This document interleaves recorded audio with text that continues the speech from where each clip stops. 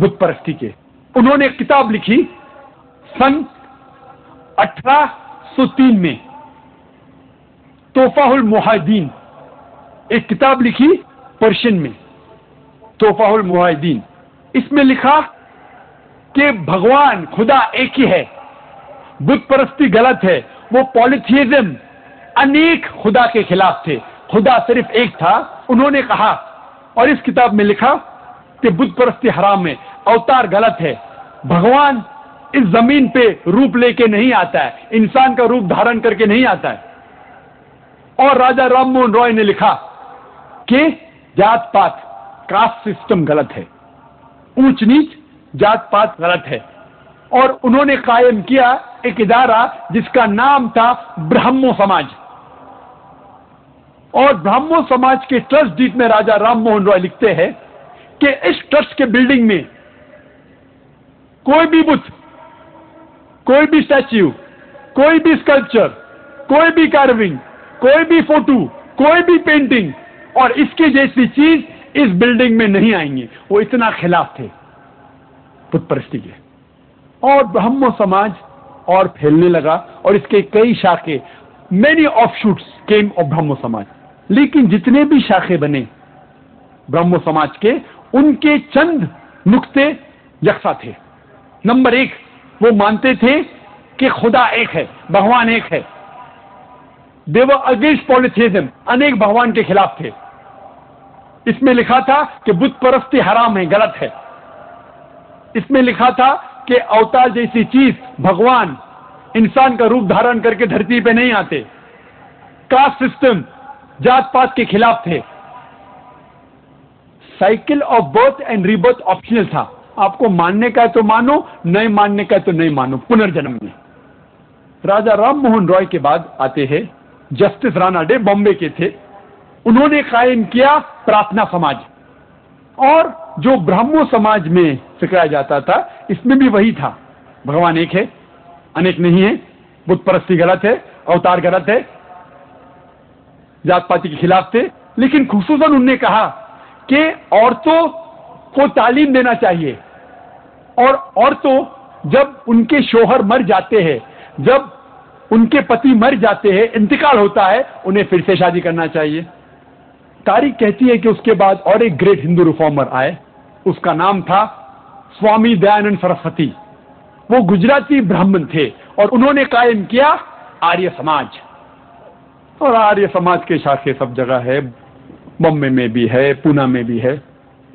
और उन्होंने कायम किया 1875 में। और स्वामी दयानंद सरस्वती कहते हैं कि हमें वेद पे तवज्जो देना चाहिए, सिर्फ वेद के ऊपर अमल करना चाहिए, बाकी कोई किताबों पे नहीं, सिर्फ वेद। और जो चीज वेद से टकराती है उसे छोड़ देना चाहिए।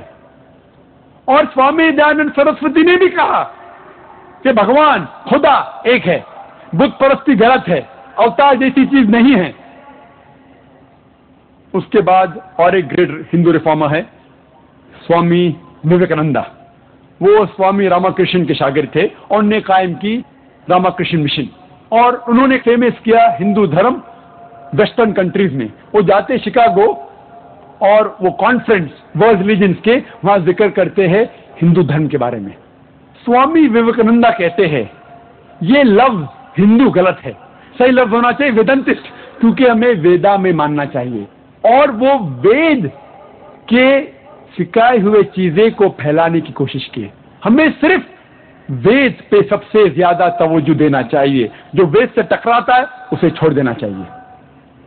और उन्होंने कहा कि जितना सबसे बड़ा हिस्सा था वेद का, वो तो आज हमारे पास नहीं है, जो भी कुछ है उसके ऊपर अमल करना चाहिए। जैसे मैं कह रहा था, अंग्रेज हिंदुस्तान आए, भारत देश में आए तिजारत करने के लिए, हमारे देश को लूटा, बर्बाद किया।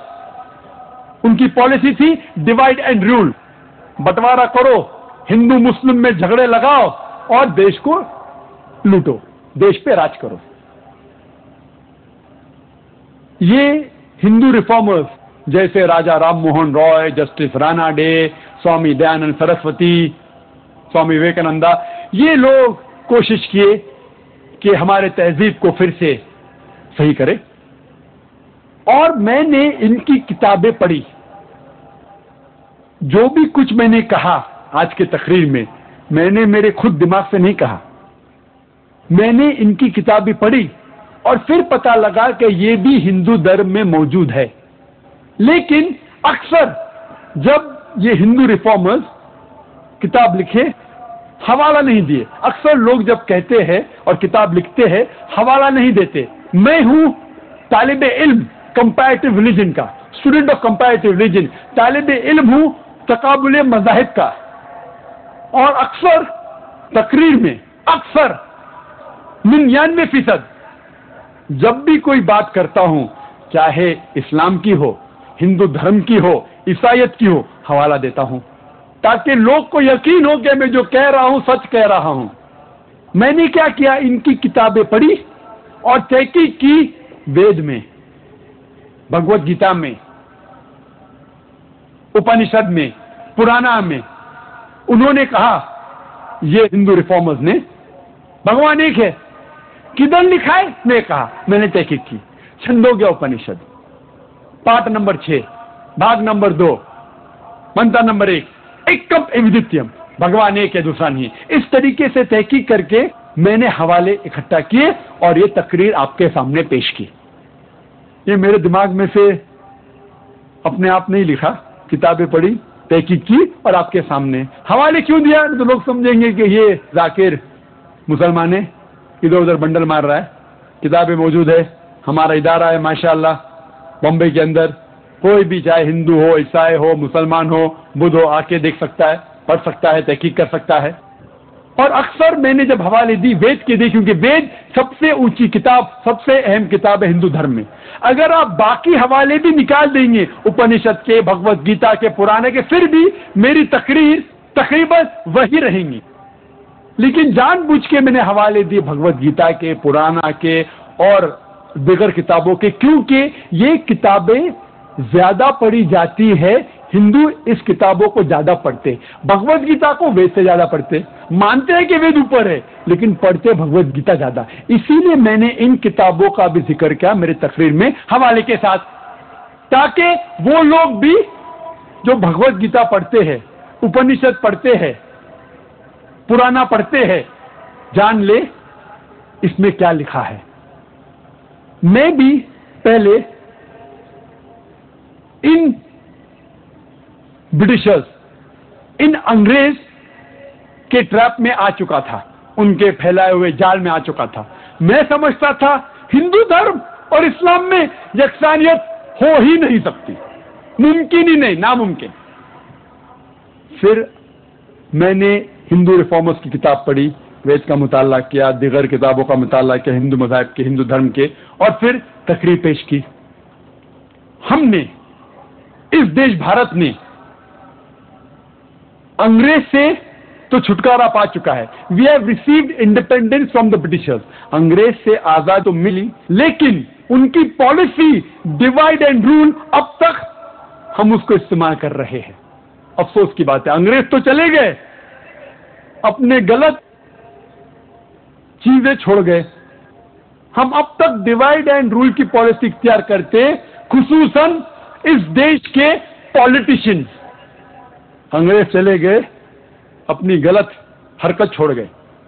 इस देश के पॉलिटिशियन, चाहे वो हिंदू हो, ईसाई हो या मुस्लिम हो, अक्सर वो मजहब का इस्तेमाल करते हैं, झगड़े फसाद फैलाते हैं अपने वोट बैंक के लिए।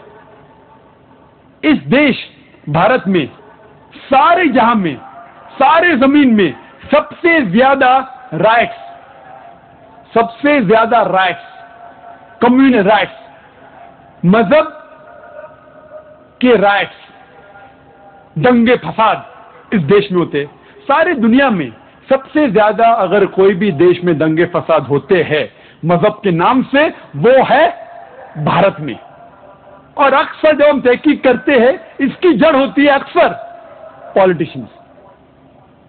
हिंदू और मुसलमान में भेदभाव पैदा करते हैं, झगड़े फसाद करवाते हैं, ताकि वो अपनी वोट हासिल कर सके।